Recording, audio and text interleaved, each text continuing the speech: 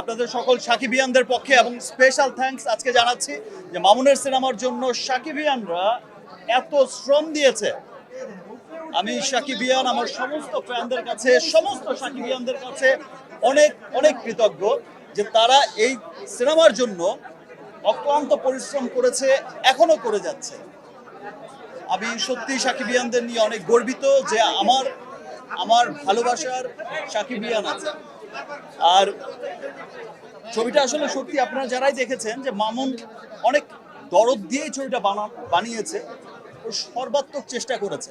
দেখেন মামুন যখন দরদ বানিয়েছে তখন আজকের যদি আপনি আহ, বরবাদের কথা চিন্তা করেন সেই বাজেট কিন্তু মামুনের ছিল না।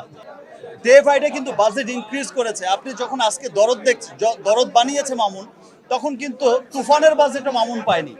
এটা তুফানের বাজেটের সিনেমাও ছিল না। আমি আগেও বলেছি আমি ডে বাইডে কিন্তু আমরা ইনক্রিজ করছি।